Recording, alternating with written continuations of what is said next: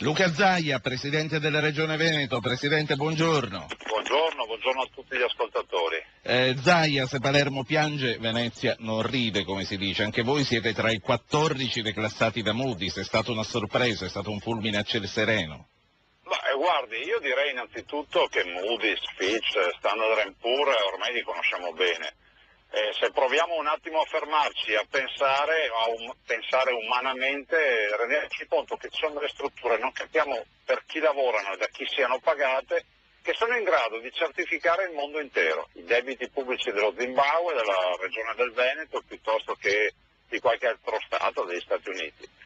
Ragazzi neolaureati che lavorano nei più remoti palazzi, forse a Wall Street ma anche a Bombay, qua non si sa, e sono esattamente le stesse società di rating, agenzie di rating, che dicevano ai consumatori di comprare tranquillamente bond Parmalat, di stare tranquilli su Lehman Brothers e così via. Direi che se questa è la credibilità, forse varrebbe la pena di pensare a qualcosa. Il primo che è il caso di chiedere i danni a questi, e penso che gli stati sovrani, l'Italia, l'Europa dovrebbe iniziare a avviare qualcosa contro queste agenzie. Due, e mi zittisco, penso che parliamo tanto di Unione Europea, di BCE, della sovranità dell'Europa, ma cominciamo a farlo stabilendo che diamo vita a un'agenzia di rating, no, c'è un autocontrollo nostro, lo possiamo fare sì o no? Ecco Presidente, ma c'è qualche punto di debolezza che lei riconosce nel sistema regionale del Veneto?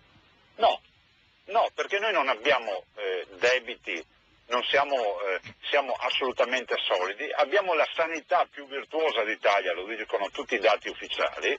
Pensi che la spending review per noi significa ancora avere poco coraggio rispetto al numero di posti letto. Stiamo pagando lo scotto di un paese che sta letteralmente trascinando giù il Veneto. La vicenda della Sicilia è eclatante. Ecco, io vorrei proprio chiudere qui. Come valuta lei la questione della Sicilia e che cosa farebbe lei se oggi fosse il Presidente del Consiglio? Ma guardi, io penso che hanno ragione tutti quelli che dicono che non ci vogliono due pesi e due misure. La Sicilia deve sottostare alle leggi che hanno anche le altre regioni. I campioni dell'autonomia e della specialità siano anche i campioni del risolvere il problema in proprio, ma io direi che è necessario mettere subito mano, cioè la Sicilia vale più della Grecia con i numeri e i casini che ci sono. E poi mi permetta di dire, io sono stato Ministro dell'Agricoltura, ricordavo e ricordo sempre di aver avuto circa 6.000 forestali in tutta Italia, ce n'erano 25.000 solo in Sicilia. Ci sarà pure un motivo per cui questa regione rischierà di diventare l'emblema, il totem dello spreco e di tutto quello che non si deve fare nella pubblica amministrazione. La spending review deve essere un'occasione non per tagliare alle formiche, ma per togliere tutti i privilegi alle cicale, e la Sicilia è in prima fila. Nessun aiuto dal Veneto alla Sicilia? Ma guardi, noi in questo momento non siamo in grado di farlo, conosciamo la solidarietà, la sussidiarietà, ma non aiutiamo chi spreca, perché comunque basta vedere i dati delle assunzioni pubbliche. Guardi, sfido chiunque, andate a vedere i dati del numero di primari per specialità, confrontate quelli del Veneto con quelli della Sicilia e avrete un'idea di come si affrontano i problemi. Grazie al governatore del Veneto Luca Zaia, buongiorno, buona giornata. Buongiorno, buon lavoro.